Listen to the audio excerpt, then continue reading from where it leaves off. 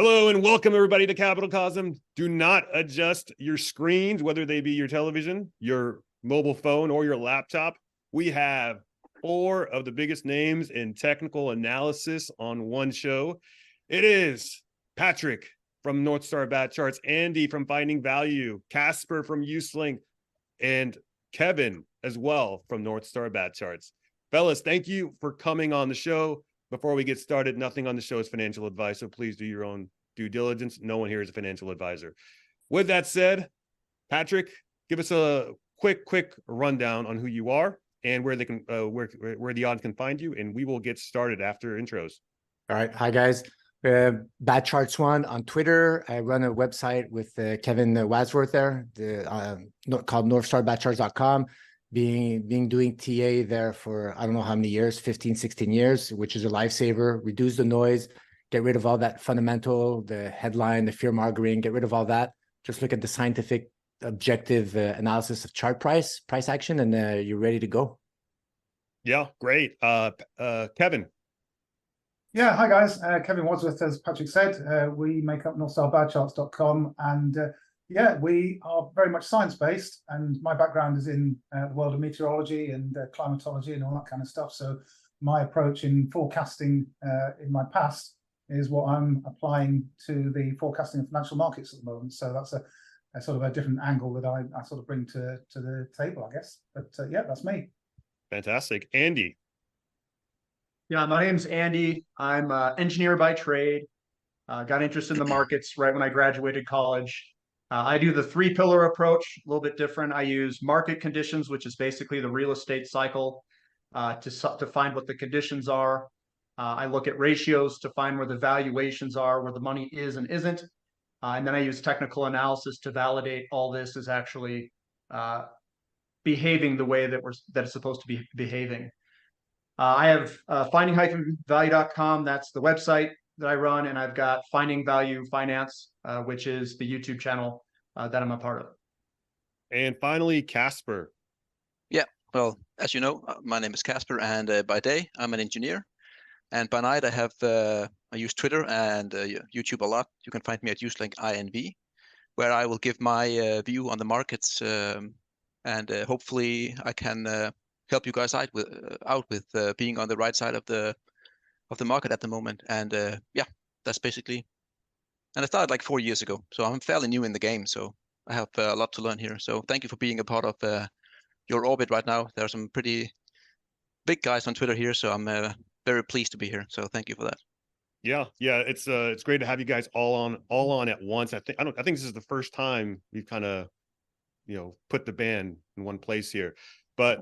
Just kind of set expectations with the audience. There's going to be some things we agree on. There's going to be some things that we clash on.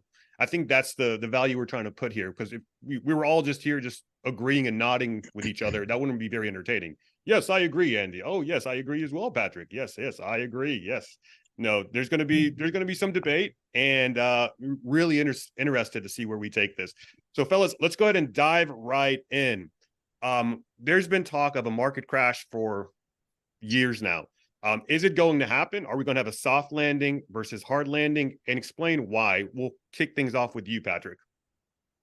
Well, this is the polarity of clickbait, get eyeballs, because we're going to the moon, but what's even more popular than going to the moon is the disaster waiting to happen, a GFC type of event, 800. I don't know if you guys remember that the Dow was going down 800 points day after day after day. It was crazy. It's like you're there. If you're shorting and you looked at the TA and you were shorting that, you're like the happiest guy on earth. But on the flip side, if you're somebody that's about to retire and you see your saving accounts go down 50, 60, 80%, it's heartbreaking. I know some people who lost their health issues. They had health issues. Their life went down the drain after the GFC. So everybody's interested in knowing when's the next crash. But you just got to look at the charts. You got to look at breadth indicators. You could look at ratio charts. But as long as the market is trending upwards above an inclining 3-year moving average, it's going to need a lot of effort for it to really topple down. We're starting to see it. There's some chinks in the armor, like the financials, the Bank of America. Kevin posted a good chart on Bank of America on the monthly chart. Huge, heavy top, starting to roll over. It's starting to break rising trend lines, guys. And the rising trend line, the steeper it is, the price still has momentum to go upwards after. But now the trend lines are getting less and less steep. And once we get a close below a horizontal breakdown line, that's when I'm going to say, okay, hold your breath, guys, because you could have a reverse symmetry move down. So usually in TA, basing, crazy move up when the market's trying to reprice it, then it finds some resistance, the profit takers, then you create a top. Once that top, the inverse of the bottom, once it breaks down, you have a fast reverse symmetry move on the downside. So that's what people are afraid of, but we're not quite there yet to have that fast vertical type of drop there that everybody's expecting. Okay, so you're saying momentum is starting to slow down, but we still got some ways to go before Yes. we see the Yes. reverse. Look, yeah, guys could probably chime in, but look at the metals, guys. The metals now are sniffing out some difficulty. But if silver and gold do decide to break out in the following months, 6 months, then any market crash probabilities, you're gonna have to push that out in the future. So, yeah. Andy, do you have anything to say? What's kind of your response to that question there? Well, I mean, I can give you my opinions on the market and kind of work our way through it. So we have an inverted yield curve that generally is an indication of where we're at in the cycle of some things move in cycles. And the yield curve is an indication of where you're at in that cycle. So the yield curve is inverted. The problem is, how long does it stay there inverted? So a lot of people think once it inverts that we're just going to get a crash immediately. I don't think that's necessarily the case. It can be inverted for a while.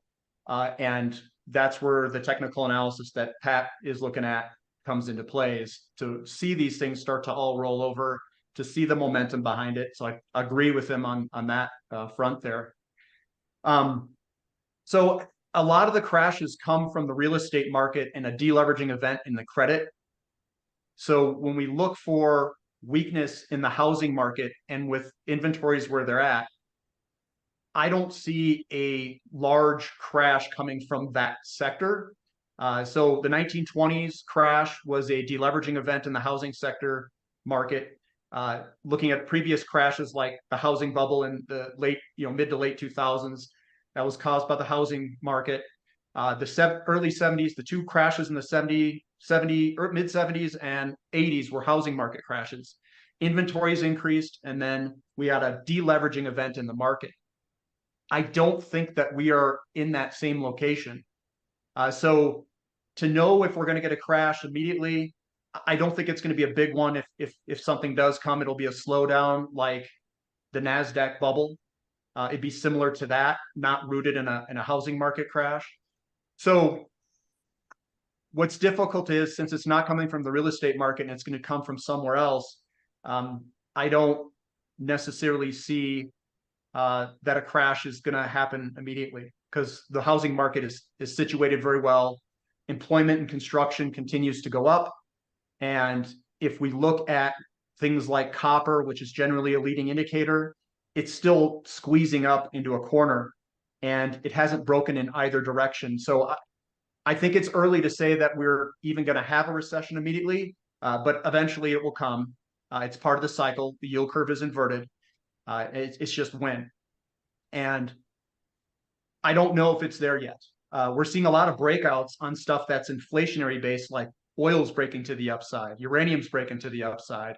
You can take all this data that says, nope, no recession, it's not here yet, and things are moving to the upside. So that's my take on it. I think the recession callers are a little bit premature. I don't see the stuff breaking down yet, but there are signs that things are weakening.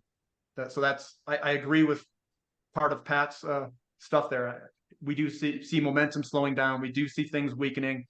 And the stuff that we see weakening, commodities are strong. And what's weakening is stuff in the bank. Some of the banks look pretty crappy. They're starting to roll over. NASDAQ, it's like, is this going to roll over? What's going to happen here? It's all equivalent to late cycle movements. And that happens in an expansionary phase of real estate. It's all the commodities taken off. And I still think there's more to go. But that's me. I don't think a recession, I don't think it's 100% in the bag, at least not yet. Right. Well, not just a recession, but also like a market crash. So what you're saying is that things are starting to slow down, similar to what Patrick says, but we've still got some events that need to transpire in order for things to completely, come down. Is that accurate? And because we don't What have would scare- the real estate market still in a healthy state, which you've made the point that the market is closely tied to the real estate market. When I would get afraid is if you see everything start to roll over, and a lot of the times before a market crash, you'll see yields dive. Like the banks know who's going to go bankrupt or foreclose because they're the ones that made the loans. If people are struggling to pay, what they're going to do is they're going to reposition into bonds, most likely before a crash, and you'll see yields dip. We haven't really seen yields dip. They're just continuing on up, but maybe there's something deeper below it, like a bond crisis or something with bonds, that there's a problem and it's screwing up some of these indicators, at least the ones that I use. But generally before a crash, you see things dive. You see topping patterns. You see the yields start to dive down. They may even go down for a little while before a quote crash is seen in the market. So we're not seeing copper dive. We're not seeing yields dive. We're not seeing all these indicators that I generally look at scream a recession. So I don't see it at this exact moment, but I understand that there's a lag effect to a very large increase of yields in a very short time frame, and something could happen with those yields moving up as fast as they did. There could be some crap in the system that needs to get flushed out. So I'm open to softness in the market, but I just don't see the indicators that I follow that a crash is here yet. Right. So essentially, we don't know what we don't know as well. Right. So I want to toss the ball back to the North Star bat charts guys. Kevin, do you have anything to add to what Patrick or Andy have said so far? Yeah, look, I sort of been tracking yields, Andy talking about yields there, and I've been following them closely for a number of years now, and I sort of during that period of around about 2020 when the 10-year yield spiked downwards. It was breaking down there from what was a 40-year bullish descending wedge pattern. Now, some people have turned around to me and said, look, Kevin, you cannot have a 40-year technical chart analysis pattern. Well, yeah, I'm sorry, but you can, and you do, and it has happened many, many times in the past. In fact, when a technical chart pattern builds out over 5, 10, 15, 20, 30, 40 years, it becomes more and more significant when the price action moves out of that pattern. Now, in 2020, in the COVID panic, the 10-year yields broke below what was a very bullish pattern. At that point, I was able to say, look, guys, this looks like a false breakdown. You cannot have 10-year yields going down towards negative territory and staying there for any length of time. This is a big 40-year bullish pattern. It's going to break to the upside in a violent fashion, and it did. It went from effectively 0% all the way up to where we are now, which is around 5%, approaching 5%. Now, I'm no economics expert, but I would imagine that as debt gets rolled over and the sudden change from near zero to around 5% when you've got a debt to GDP of 129% and rising is going to hurt the economy somewhere. And we're talking about debt sustainability here. So, with my limited understanding of economics and debt financing, that is going to be one hell of a problem, shall we say, without getting too down into the weeds and the technicals. So when we're searching for an issue here and a possible cause for some kind of crisis or collapse, my money, if you want to put it that way, would be on something related to debt dynamics and debt sustainability and debt credibility. The financial markets and the banks are clearly starting to show that, and the regional bank ETFs look pretty poor. Haven't broken down yet, but one that has broken down is Bank of America.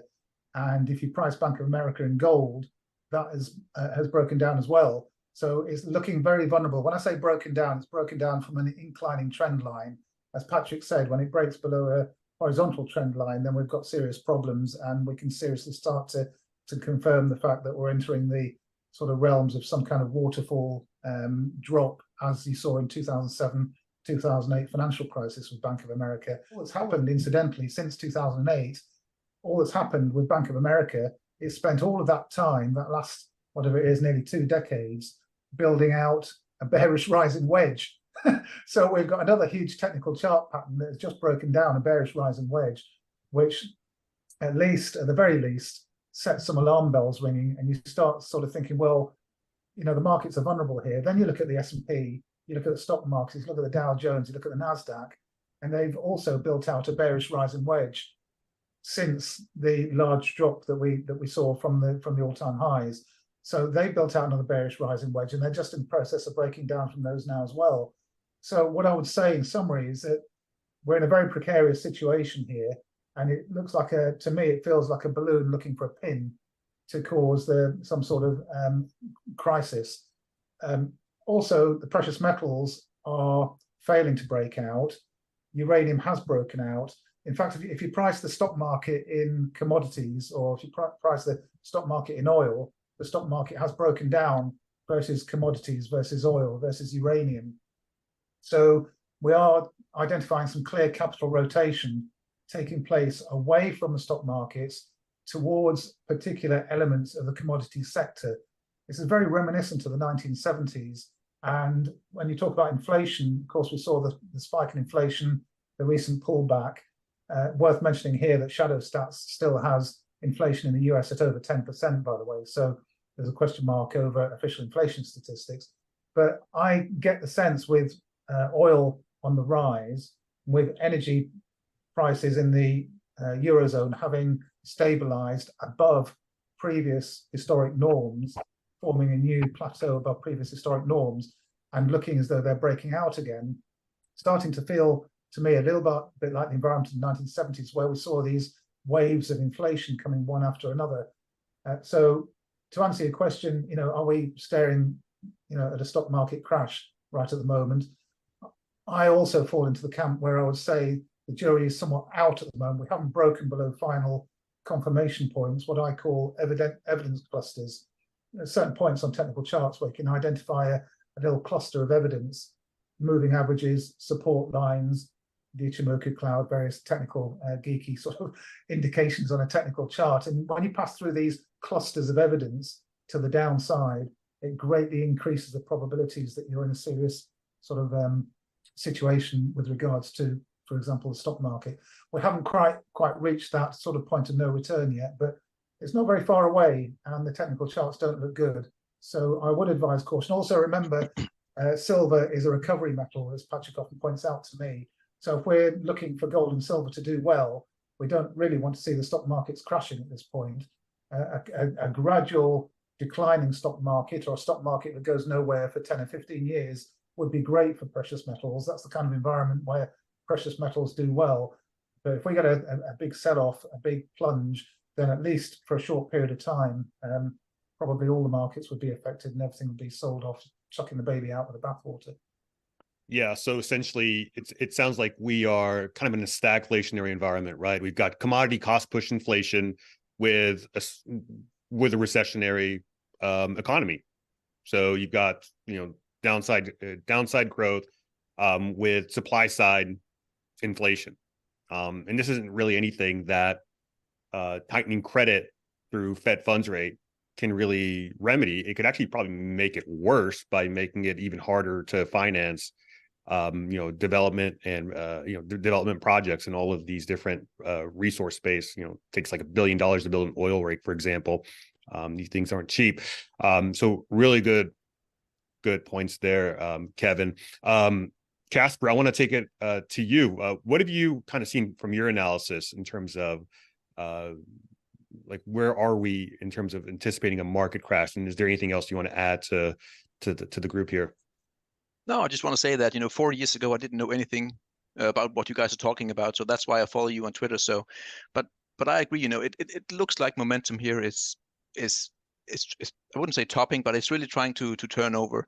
But again, as Kevin and Patrick says, more or less all the time, is you need to get the confirmation first to having to say, all right, now it's game over, and I haven't seen that yet. But if you look at the 2000 bubble and the 2008 compared to now, you could have an argument that this is just a dead cat bounce, right? So if we get, in my view, getting below roughly 13 to 12K on the Nasdaq, the NDX, then that's my confirmation that we are having a similar moment. Only looking at the charts, that is. Yeah, for the past 2 times we had a big crash.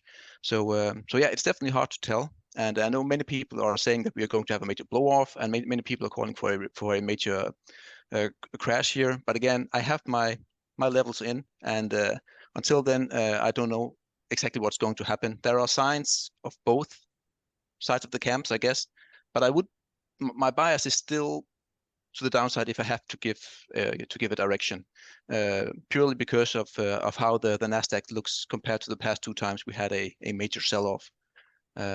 So for me, 12, 13K on the NDX, the Nasdaq really confirms my bias to the downside for the overall stock market, and yeah, that's how I see it. Can I just interject here as well? Yeah, You know, and it's- just it's- FYI, guys, feel free to jump in at any time. Like if there's anything you want to interject, go ahead. I could have done that. Oh, I did. It's my bad. I should have pointed it out You're not earlier. going to shut Patrick up now. What I was going to say is that we have already identified a capital rotation away from the stock market towards commodities, and that is clearly identifiable on the chart. The first stage of that is complete. So what I mean is it's rolled over. If you chart the stock market versus the Deutsche Bank Commodities Index, for example, or oil, for example, we've seen the breakdown. We've seen a bearish back test of that breakdown, and we've seen it break down again. So we're now in the second phase of that rotation away from the stock market towards commodities. And that means that the probabilities of the stock market having problems in the not too distant future, problems in inverted commas, because we don't know how big the problems will be, but the probability of that occurring is very much increased, because these rotations, they don't happen very often, okay? And when they do, you can get, at some point, there's a point of recognition, and it's quite possibly, you know, based on the technical analysis chart, where hedge fund managers, it's not just me looking at these things, you've got big hedge fund managers looking at the same charts that we're looking at, and God knows what AI is telling them, because you don't need to be, you know, trained for years to do this anymore. You just ask the AI a question. It probably tells you when you need to start worrying about the stock market. But my point is that when that point of recognition is reached, you get this sort of panic sell-off and capitulation type event.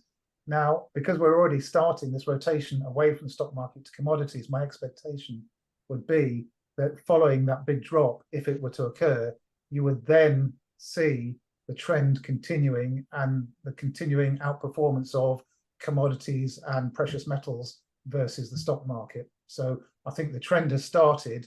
We could have a nasty spike event that takes everything down temporarily, but coming out of that, I would envisage commodities and precious metals rising like a phoenix from the ashes, a little bit like, you know, the outcome in the 1970s, and that would lead to some kind of culmination in the late 2020s, where precious metals and commodities sort of reach their secular bull market peaks.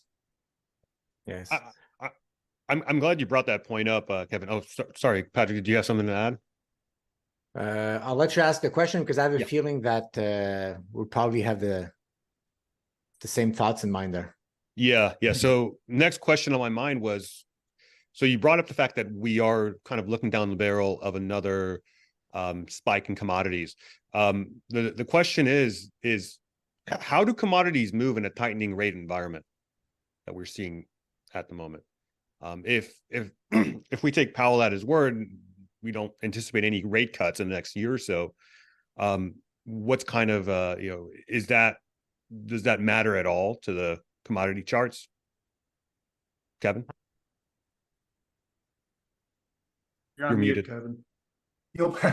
You're putting forward the scenario of rate cuts happening. Is that what you're saying? No. What I'm saying is, No rate cuts. so how is it that commodities are moving in a tightening rate, in a rate tightening environment like we have today? Well, what you can say is that historically speaking, when following a rate hiking cycle, when the rates begin to be reduced, or when there's a pivot, as people often call it, at that point, stock markets usually, not always, but usually suffer quite badly.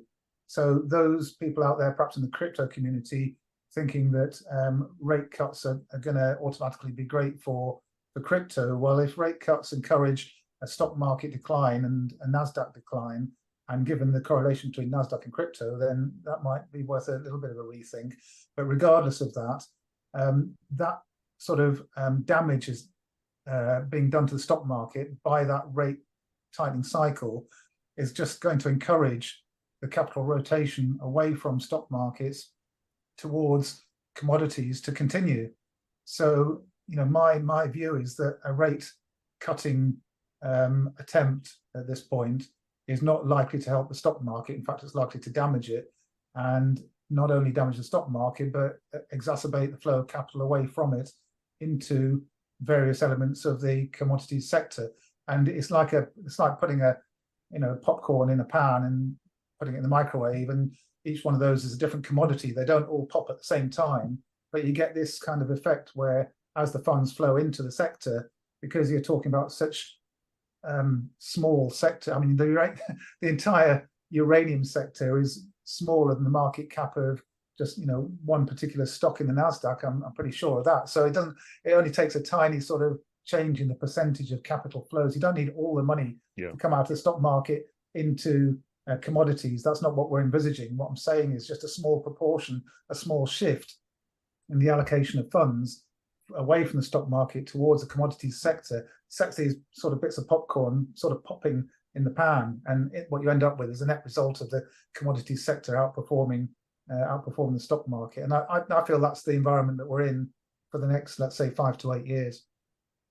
Patrick, go ahead and jump in. I know you had something to say. Well, just to circle back there, people got to be careful, because now everybody's looking for a nominal crash in the NASDAQ, the fiat denominated. But what could happen if they keep destructing the purchasing power? Everybody's expecting the NASDAQ to crash, but the NASDAQ could just go a little bit down, go sideways, but it could be crashing massively priced in real items. And if you don't mind, I could share my screen really fast just to showcase this. Yeah, of course. Nominally, it could be going sideways, but versus inflation, that's right, versus something else. Yeah, exactly. Look, this is a price chart since 1885 of the SPX divided by Brent crude oil. I had to put that because of the spike in crude oil there, in a negative spike.